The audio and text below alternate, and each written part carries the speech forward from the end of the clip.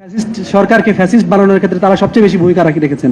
আমরা যে 44 জনের নাম তালিকা প্রকাশ করলাম, তাদের কয়েকজনের ব্যাপারে আমরা একটু উদাহরণ দিতে চাই যে আসলে কেন আমরা তাদের নামটা প্রকাশ করলাম। আমাদের প্রথমেই আছেন নাজমুল্লাহ হাসান। আপনারা জানেন যে সাতক্ষীরায় একসময় মার্ডার কিলিং হয়েছিল, প্রায় 20 জনকে হত্যা করা হয়েছিল এবং এটার সেই সময় উনি সাতক্ষীরার ডিসি ছিলেন এবং ওনার নির্দেশে বুলডোজার দিয়ে বাড়ি ভেঙে ফেলা হয় এবং 20 জন মানুষকে ক্রস ফায়ারে ওনার নির্দেশে খুন করা হয়। এরপরে প্রচুর মানুষকে নির্যাতন করা হয় এবং উনি আওয়ামী লীগ মতাদর্শের কট্টর সমর্থক এবং বিভিন্ন সময় বিভিন্ন গুরুত্বপূর্ণ সরকারের গুরুত্বপূর্ণ দায়িত্ব পালন করেছেন এবং দুর্নীতির সাথে জড়িত, এবং তার ব্যাপারে পত্রপত্রিকায় অনেক লেখালেখি হলেও ইতিমধ্যে সরকার কোনো ব্যবস্থা গ্রহণ করেনি। আমি শুধু একজনের নাম বললাম, আর দু একজনের নাম বলবো। সেটি হচ্ছে এইচ.এম. সবুজ্জামান। ইনি হচ্ছে আওয়ামী লীগের মদতপুষ্ট এবং তিনি একজন দুর্নীতিবাজ সচিব। ইনি বর্তমানে শ্রম মন্ত্রণালয়ের দায়িত্বে রয়েছেন এবং ইনি সাবেক ফ্যাসিস্ট সরকারের বাণিজ্য মন্ত্রী টিপু মুন্সির অত্যন্ত আস্থাভাজন ছিলেন। আপনারা জানেন 2018 সালের যে রাতের ভোট হয়, এই ভোটের কয়েকজন পলিসি মেকার ছিলেন এইচ.টি. ইমামের নেতৃত্বে।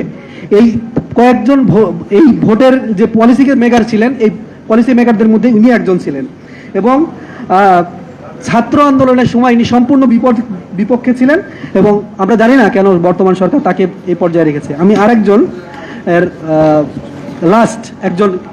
একজনের ব্যাপারে আমি আপনাদের বলতে চাই।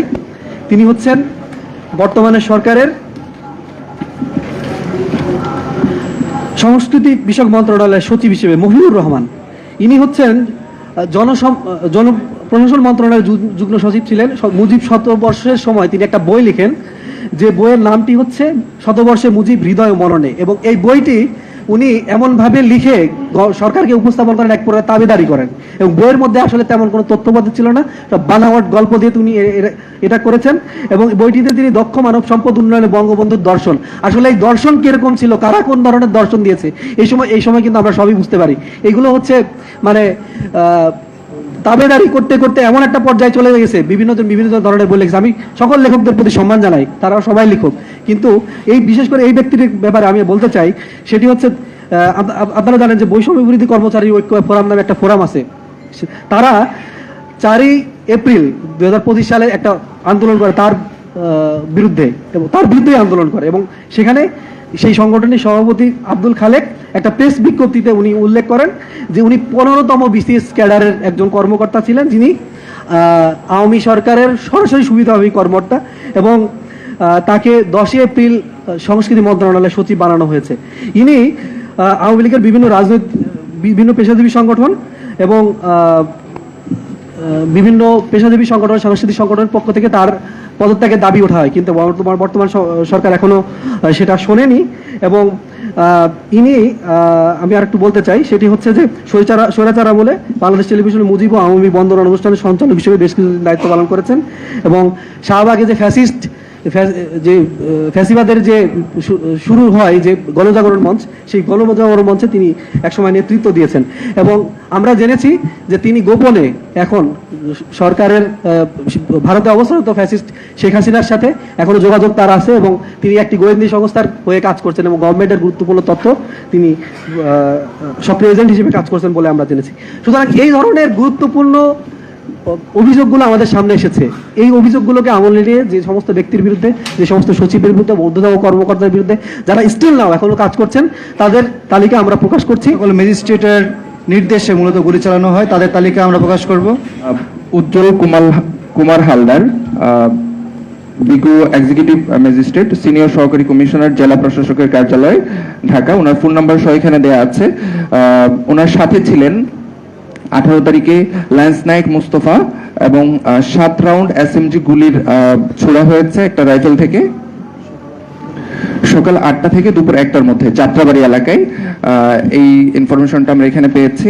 তারপরে প্রত্যেকটা এলাকা কয়টা থেকে কয়টার মধ্যে ওনারা অবস্থান করেছেন, এই তালিকাগুলো এখানে আছে।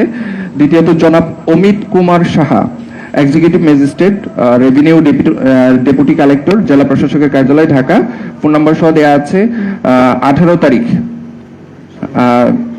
তারিখ সকাল 8টা থেকে 6টা রামপুরা এলাকায়, রাত 8টা থেকে সকাল 6টা।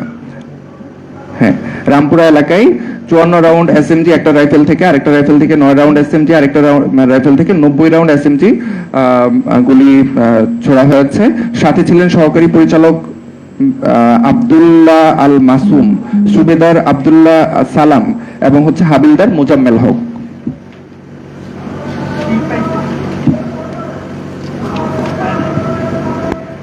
মতিঝিল আরামবাগ এলাকায় ছিলেন জনাব শামসুজ্জাহান কনক, এক্সিকিউটিভ ম্যাজিস্ট্রেট, সিনিয়র সহকারী কমিশনার। এখানে ওনার ওই এলাকাতে অবস্থান করেছেন। ওই এলাকায় আমরা জানি নৃশংস হত্যাকাণ্ড পরিচালনা হয়েছে, কিন্তু রাইফেল থেকে কত গুলি ছোড়া হয়েছে সেই তথ্যটা আমরা পাইনি। জনাব Sunia Hossain Jisan, executive magistrate, senior সহকারী কমিশনার, জেলা প্রশাসকের কার্যালয়, ঢাকা। 19 তারিখে সকাল 8টা থেকে দুপুর 1টা পর্যন্ত রামপুরের টিভি ভবন এলাকায় বিভিন্ন রাইফেল থেকে অনেকগুলো গুলি ছোড়া হয়েছে। 26 রাউন্ড এসএমজি একটা রাইফেল থেকে, আরেকটা রাইফেল থেকে 8 রাউন্ড, 10 রাউন্ড, 3 রাউন্ড এসএমজি বিভিন্ন রাইফেল থেকে এভাবে গুলি ছোড়া হয়েছে। এই তথ্যগুলো আমরা পেয়েছি। সাথে ছিলেন সুবেদার রুহুল আমিন, নায়েক সুবেদার জায়েদ হোসেন, হাবিলদার শফিকুল ইসলাম, হাবিলদার কামাল।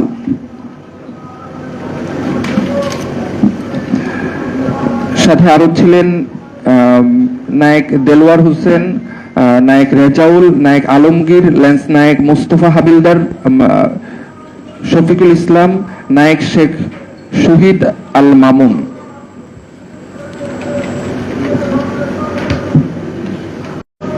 জনাব আফরিন, কমিশনার, জেলা প্রশাসকের কার্যালয়, ঢাকা।